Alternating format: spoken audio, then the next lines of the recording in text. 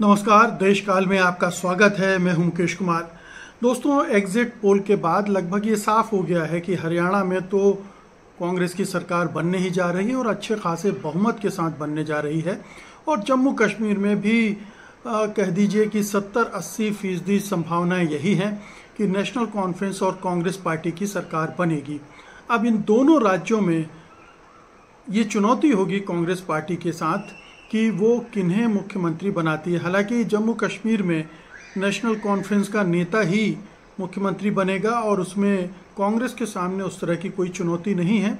और उसमें भी संभावना इसी बात की है कि उमर अब्दुल्ला मुख्यमंत्री बनेंगे, नेशनल कॉन्फ्रेंस की तरफ से वही लीडर होंगे और उन्हीं के नेतृत्व में वहाँ सरकार बनेगी, बन सकती है। क्योंकि अभी रिजल्ट नहीं आया तो कहना यही ठीक होगा कि बन सकती है। अब फाइनल रिजल्ट आ जाएंगे तो, लेकिन मोटे तौर पर आप कह सकते हैं कि जम्मू कश्मीर के मामले में कांग्रेस हाईकमान में उतना द्वंद्व नहीं है जितना हरियाणा को लेकर है। क्योंकि हरियाणा में कई दावेदार हैं, 3 दावेदार तो खुलकर सामने हैं ही। एक पूर्व मुख्यमंत्री भूपिंदर सिंह हुड्डा हैं, फिर शैलजा कुमारी और रणदीप सुरजेवाला दोनों ही खुलकर पब्लिकली प्रेस में, मीडिया में कह चुके हैं कि वो भी हरियाणा के मुख्यमंत्री बनना चाहते हैं। तो इतने सारे दावेदार होने के वजह से राहुल गांधी या कांग्रेस हाईकमान के सामने ये एक संकट होगा कि वो किसे हरियाणा की कमान सौंपे। हालांकि ये मोटे तौर पर माना जा रहा है कि भूपिंदर सिंह हुड्डा ही फिर से मुख्यमंत्री बनेंगे। क्योंकि आप अगर गौर करें तो पूरी चुनाव की जो रणनीति है या टिकटों का बंटवारा है, उसमें भूपिंदर सिंह हुड्डा की ही चली है, वही हावी रहे हैं। इसके पहले लोकसभा चुनाव में भी उनका दबदबा था और उसमें भी कांग्रेस पार्टी को वही लीड कर रहे थे और कांग्रेस पार्टी को 5 सीटें जीती उसने, तो उसका कुछ श्रेय भूपिंदर सिंह हुड्डा को भी जाता है। यही बात यहाँ पर भी लागू होती है कि हरियाणा में अगर कोई पैन हरियाणा, पूरे हरियाणा में कोई एक बड़ा नेता है अभी, तो उसका नाम है भूपिंदर सिंह हुड्डा। उनकी जो छवि है पूरे प्रादेशिक स्तर पर है, उनकी लोकप्रियता भी प्रादेशिक स्तर पर कही जा सकती है। वो पहले मुख्यमंत्री रहे हैं और उन्होंने काम किया है, प्रशासनिक अनुभव है, सरकार चलाने का अनुभव है, राजनीतिक रूप से बहुत परिपक्व हैं, इसलिए उनका दावा सबसे प्रबल बनता है। और ये भी ध्यान रखा जाना चाहिए कि 2019 में भी कांग्रेस हाईकमान से चूक हुई थी, जिसकी वजह से वहाँ एक बार फिर से बीजेपी को सरकार बनाने का मौका मिल गया था। उस समय कहा जा रहा था कि अगर भूपिंदर सिंह हुड्डा को चुनाव की कमान दी गई होती तो बीजेपी 40 सीटों तक न पहुँचती और कांग्रेस की सीटें निश्चित रूप से जितनी मिली उससे कहीं कहीं ज़्यादा होती। मतलब उस समय भी कांग्रेस सरकार बना सकती थी। उस समय भी हवा खट्टर सरकार के खिलाफ थी और वो सरकार बनाने की स्थिति में थी। तो हुड्डा के बारे में ये कहा जा सकता है कि वो एक तरह के सर्वमान्य नेता है। हालांकि दावेदारी है शैलजा कुमारी की भी है, रणदीप सुरजेवाला की भी, लेकिन अगर आप देखें हरियाणा में तो उनको सबसे बड़ा नेता माना जाता है और उन पर ज़्यादा भरोसा भी व्यक्त किया जा रहा है मतदाताओं के ज़रिए भी। ये भी हम जानते हैं कि जो टिकटों का बंटवारा हुआ था उसमें 70-80% तक टिकटें हुड्डा के कहने पर दी गई थी, हुड्डा के कहने पर बटी थी। और शैलजा कुमारी तो जिन सीटों के बारे में पब्लिकली कह चुकी थी कि ये सीट पर ये उम्मीदवार होंगे, उनको भी टिकट नहीं दी गई। इससे शैलजा कुमारी रूठी भी इन वजहों से थी और बाद में उनको मनाकर लाया गया। तो ये बात साफ है कि अगर विधायक दल में बहुमत जिस नेता के पास होगा तो उसकी चलेगी, उसको मुख्यमंत्री बनाया जाएगा और इसको कांग्रेस हाईकमान इग्नोर नहीं कर सकता है, इसको अनदेखा नहीं कर सकता, क्योंकि इसके दूसरे बुरे परिणाम सामने आ सकते हैं। अब ये और बात है कि 77 वर्षीय भूपिंदर सिंह हुड्डा खुद ही ये कहें कि मैं अब मुख्यमंत्री नहीं बनूंगा, तब क्या होगा? उस सूरत में मुझे लगता है कि उनके जो बेटे हैं दीपेंद्र सिंह हुड्डा, उनका नंबर आ सकता है। क्योंकि जो इस पूरी जीत में जाट समुदाय की एक बड़ी भूमिका मानी जा रही है, तो जाट लीडर ही मुख्यमंत्री बनेगा ऐसी भी संभावना ज़्यादा है। तो एक तो ये है, लेकिन हमें ये भी ध्यान रखना चाहिए कि राहुल गांधी चुनाव प्रचार के दौरान वहाँ ये लगातार कहते रहे हैं कि वहाँ 36 बिरादरी की सरकार बनेगी, यानी हरियाणा में 36 बिरादरी हैं और उन सब का रिप्रेजेंटेशन उस सरकार में होगा। अब सवाल उठता है कि वो रिप्रेजेंटेशन कैसे होगा? क्या मुख्यमंत्री के तौर पर कोई दूसरे, जैसे ये कहा जा रहा है कि शैलजा कुमारी दलित नेता हैं और ये मौका है जब पूरे देश भर में एक दलित पिछड़ों की राजनीति चल रही है और उसमें एक प्रदेश की मुख्यमंत्री अगर दलित बनती है तो इसका फ़ायदा पूरे देश में कांग्रेस को मिल सकता है। लेकिन ये एक बड़ा जुआ खेलना होगा कांग्रेस हाईकमान की तरफ से, क्योंकि शैलजा कुमारी एक बड़ी दलित नेता हो सकती हैं, लेकिन पूरे हरियाणा में उनकी वैसी स्वीकृति नहीं है और वैसी लोकप्रियता भी नहीं है। दलितों में भी वो एक छत्र नेता है ये भी नहीं कहा जा सकता है।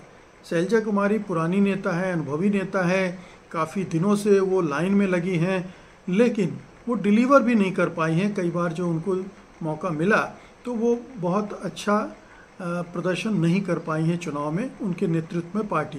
तो इसलिए शैलजा कुमारी का पलड़ा कम भारी है, बशर्ते हाईकमान ये जोखिम लेने को आमादा ना हो कि जाट नाराज़ हो जाए तो हो जाए, भूपिंदर सिंह हुड्डा नाराज़ हो जाए तो हो जाए, लेकिन हम शैलजा कुमारी को मुख्यमंत्री बनाएंगे क्योंकि हमें एक दलित चेहरा चाहिए और वो उस पर अड़ सकते हैं। लेकिन मुझे लगता है कि इसकी संभावना बहुत बहुत बहुत कम है। ये हो सकता है कि शैलजा कुमारी को एकोमोडेट किया जाए उस सरकार में। शैलजा कुमारी हैं, रणदीप सुरजेवाला हैं या प्रदेश अध्यक्ष उदय भान हैं जो वो भी दलित नेता हैं पार्टी के। तो ये फिर अशोक तंवर भी अभी हाल में पोलिंग के 1-2 दिन पहले ही 2 दिन पहले ही पार्टी में आकर शामिल हो गए, बीजेपी से चक्कर लगा। हालांकि ओरिजिनली वो कांग्रेस ही थे, लेकिन घूम फिर कर फिर वापस लौटे हैं बीजेपी छोड़कर। तो अशोक तंवर भी एक दावेदार हैं कि उनका क्या होगा। तो बहुत सारे लोगों का मानना है कि हो सकता है कि भूपिंदर सिंह हुड्डा ही मुख्यमंत्री बने और 2 उप मुख्यमंत्री बनाए जाएं, जिसमें एक शैलजा कुमारी हो सकती हैं और एक कोई और हो सकता है। लेकिन यहाँ भी सवाल ये उठता है कि क्या कांग्रेस शैलजा कुमारी अभी सांसद चुनी गई हैं, उनकी सीट को खाली करना चाहेगा? लोकसभा में उसकी उपस्थिति 99 सीटों की है, क्या उसको एक सीट और खाली करवाएगी वो? क्योंकि फिर उस पर वह उपचुनाव होंगे और फिर क्या होगा पता नहीं है। तो ये भी देखने की बात है और इसीलिए शायद शैलजा कुमारी को विधानसभा चुनाव का टिकट भी नहीं दिया गया था। रही बात रणदीप सुरजेवाला की, तो एक के बाद एक कई चुनाव हार चुके हैं, उनको बहुत मौके मिले हैं। वो बेशक कहते रहे कि वो भी दावेदार हैं, लेकिन उनके दावे को कोई गंभीरता से नहीं ले रहा है। ऐसी सूरत में ये बहुत मुमकिन है कि भूपिंदर सिंह हुड्डा मुख्यमंत्री बने या उनके बेटे दीपेंद्र सिंह हुड्डा बने, क्योंकि वो युवा हैं। और ये हो सकता है कि 2 मुख्यमंत्री बनाए जाएं, एक दलित वर्ग से आए और एक कोई पिछड़ा वर्ग से लिया जाए। तो एक संतुलन बनाने की कोशिश हाईकमान कर सकता है, लेकिन इसमें इतना आसान भी नहीं होगा। इतनी पेचीदगियां हैं इस सब में कि दलित नेता तो फिर कौन? अगर शैलजा कुमारी से इस्तीफ़ा नहीं दिलवाना है सांसद पद से, तो फिर कौन? अशोक तंवर जो अभी पार्टी में आए हैं, पार्टी छोड़ कर गए थे और अभी आए हैं, क्या उनको इतना बड़ा पुरस्कार देना ठीक होगा? क्या मैसेज जाएगा इसका संगठन में, पार्टी में, सरकार में? तो ये पेचीदगियां भी कांग्रेस हाईकमान के सामने हैं। लेकिन ये माना जा सकता है कि कांग्रेस हाईकमान ने अपनी गलतियों से सबक सीखा होगा और वो अब ऐसी गलती नहीं करेगा कि कांग्रेस पार्टी की सरकार वहाँ अस्थिर हो और मोदी और शाह जो हर कांग्रेस पार्टी की सरकार को गिराने तोड़ने में लगे रहते हैं, उन्हें कहीं से कोई मौका मिले। अगर पार्टी के अंदर गुटबाजी हुई, आपसी टकराव हुआ, अंतरकलह हुआ और पार्टी के अंदर भी वो फैला, तो इसका खामियाजा कांग्रेस को भुगतना पड़ेगा।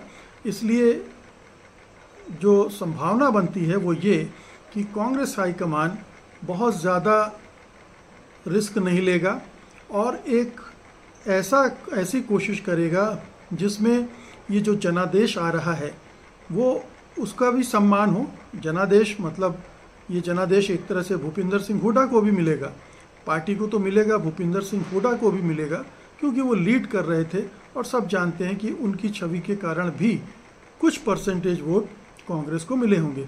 तो एक तो जनादेश का सम्मान करना होगा। दूसरा, जो आप कह रहे थे कि ये सब 36 बिरादियों की सरकार बनेगी, तो ये भी साबित करना पड़ेगा दूसरे जो बिरादरियां हैं उनको पार्टी सरकार में शामिल करके।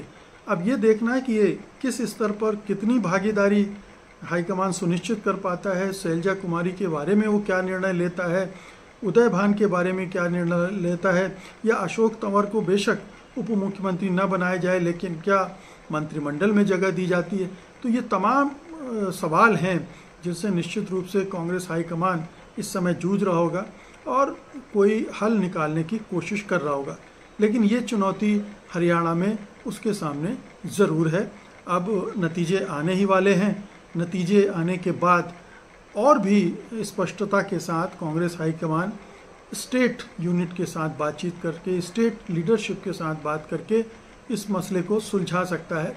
कोई बड़ी समस्या आती नहीं दिखलाई पड़ रही है, लेकिन जब तक तय नहीं हो जाता है तब तक बहुत सारे किंतु परंतु तो चलते ही रहेंगे।